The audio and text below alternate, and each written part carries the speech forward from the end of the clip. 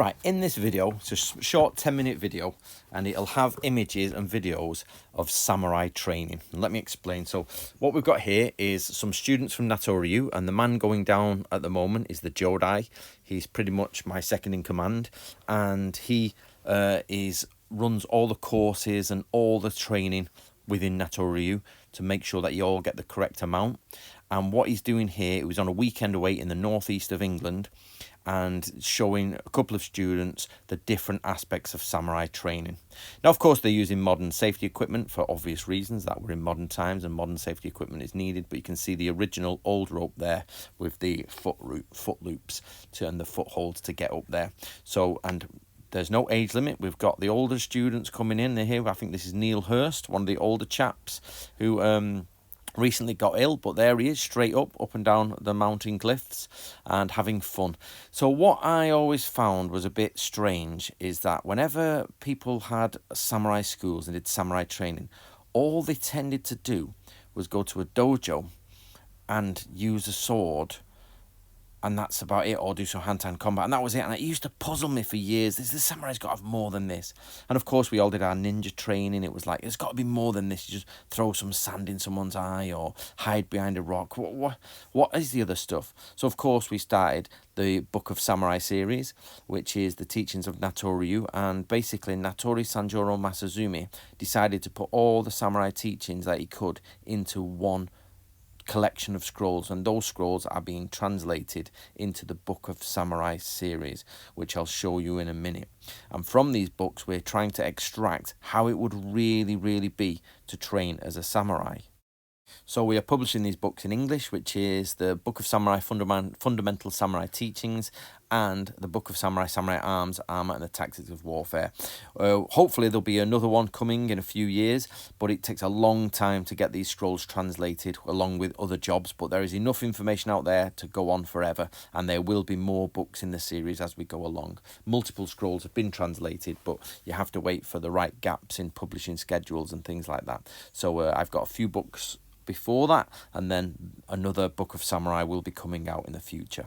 So what we are trying to do here is extract all of the different things that samurai used to do. So for example, nobody ever trains about getting up over, these are called nansho, difficult places, and you have to get up there with your swords without safety gear, without any safety gear, and you have to climb up there. Of course, we are using safety gear for that very reason, that we are training in the modern day, but the idea is still there that people have to understand what it's really like to be a samurai, and it isn't just sat in a dojo, it isn't just sitting in dojo type environments. And then, so basically what I'm going to take you through now is a collection of photographs from the weekend, and with the safety equipment obviously in place. But there's a Kane 64. If you'll notice, everybody has a number on their top. This originated when I used to do tall ship sailing, and everybody's uniforms tended to be all mixed up and nobody ever had their name on anything. So now what we do is we have a number and our name on the back, so there's no awkwardness when you meet people. You know their names, and then you get to know their numbers. So Jodai number 2 and Kane 64 I've known for a long time, and Kane's been around a long time within the school.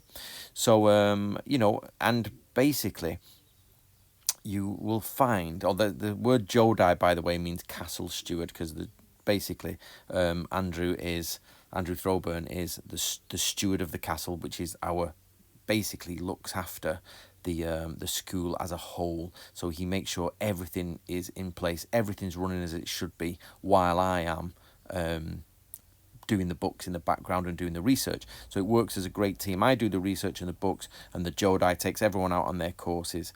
Now, most of our people are in America, so we get not so many in England, so we're looking for a lot more English people to join us. We'd love that. If you're in the UK, please do join us. You can get out with the Jodai and go and have a look around.